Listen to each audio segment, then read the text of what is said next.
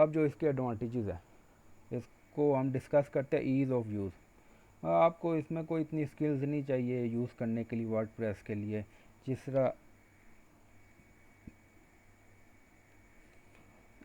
तरह ये एक मैंने वर्डप्रेस ओपन की हुई है, तो ये आप देखें पेजेस का सेक्शन है, ऐड न्यू पेज है, प्लगइन्स है, ऐड न्यू प्लगइन है, सेटिंग है, मतलब हर चीज़ इजीली अवेलेबल है। आपको कोई इतनी नॉलेज की ज़रूरत नहीं है, जस्ट क्लिक करें और वो काम आप करें।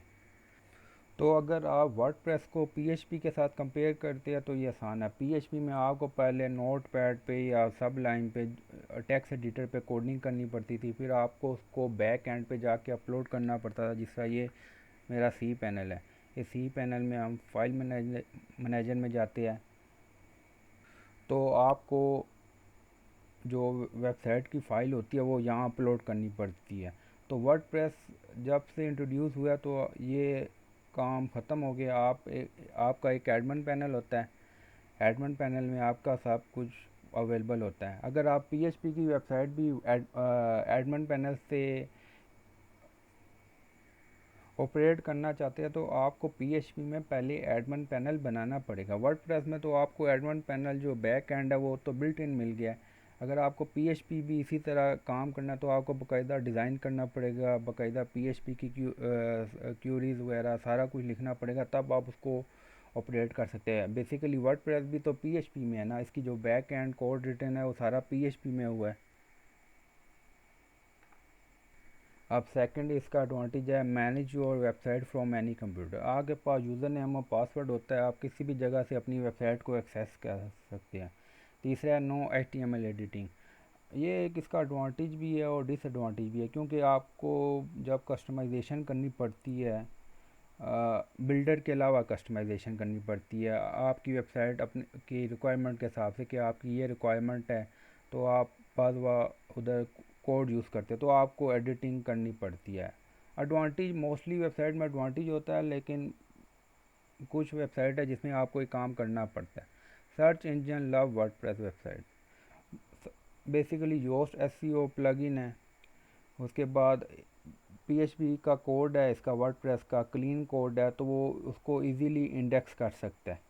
और काफ़ी प्लगइन्स आ गई है, इस वजह से सर्च इंजन जो है ना वो पसंद करता है इसको। यू हैव कंट्रोल ऑफ जो आपका अपनी वेबसाइट पर कंट्रोल होता है। द डिज़ाइन ऑफ जो वेबसाइट इज़ 100% कस्टमाइजेबल।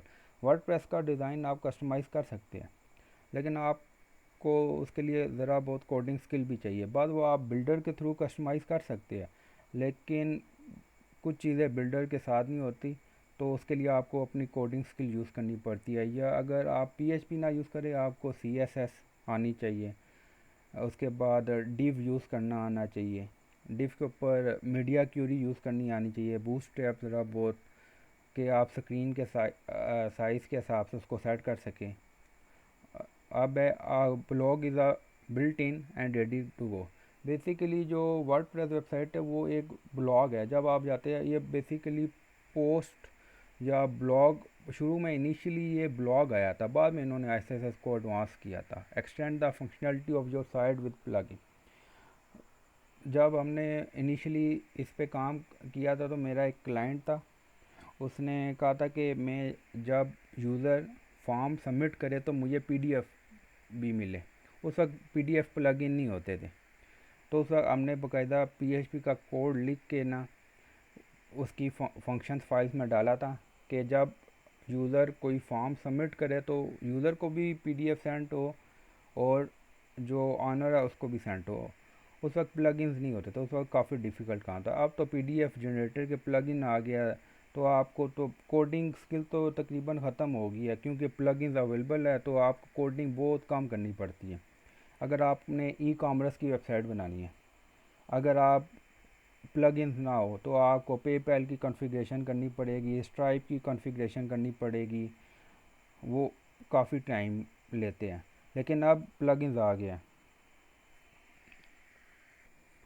अब आप पेपैल का प्लग इंस्टॉल करें, स्ट्राइप का प्लगइन इंस्टॉल करें और पब्लिक और प्राइवेट की डालें और आपको वो फंक्शनैलिटी मिल जाएगी। और आपको कोई ज़्यादा कोड या कुछ भी नहीं करना पड़ना, जस्ट प्लगइन इंस्टॉल करने हैं। ये अब वेबसाइट में जाते हैं, इधर प्लगइन्स ऐड न्यू। तकरीबन जितनी भी फंक्शनैलिटी आजकल एक वेबसाइट को रिक्वायर होती है उसके हवाले से तमाम प्लगइन मौजूद हैं। अब पेपैल, पेपैल की आपको कोडिंग नहीं करनी पड़ती, जस्ट पेपर ऐड करें इधर। ये देखिए WooCommerce PayPal, PayPal plus, WordPress PayPal, multiple plugins है, आप कोई भी यूज़ कर सकती है इसके साथ। आपकी जो वेबसाइट है उसकी फंक्शनैलिटी जब इंक्रीज़ करती है वो प्लगइन्स के साथ करती है। वर्डप्रेस तो जब आप इंस्टॉल करते हैं तो वो तो सिंपल होता है, उसमें तो कोई प्लगइन्स फंक्शनैलिटी नहीं होती। आपको थीम इंस्टॉल करना पड़ता है, आपको प्लगइन्स इंस्टॉल करना पड़ती है। अब ई कॉमर्स वेबसाइट में पेपैल है, ब्लॉग वेबसाइट है, हर प्लगइन के बाद अगर चर्च की वेबसाइट है तो आपको सरमन्स का प्लगइन इंस्टॉल करना पड़ता है। और your site can grow as your business grow, जो जो आपका बिजनेस इंक्रीज़ करता है तो आप अपनी वेबसाइट के पेजेस को, पोस्ट को इंक्रीज़ कर सकती है। अगर आपने पहले, आपकी शॉप है फ़र्ज़ करें ई कॉमर्स की, तो आप पहले 100 प्रोडक्ट सेल करते हैं, अब आपने 200 प्रोडक्ट कर दिया तो आप इजीली अपनी वेबसाइट में 100 प्रोडक्ट और ऐड कर सकते हैं और वो आपका डिस्प्ले हो जाएगा। और ऐप मल्टीपल यूज़र, आप मल्टीपल यूज़र एडमिन बना सकती है, एडिटर बना सकती है, सब्सक्राइबर, इसमें मल्टीपल रोल्स है। एक वेबसाइट को कई एडमिन उसके ऊपर वर्क कर सकती है।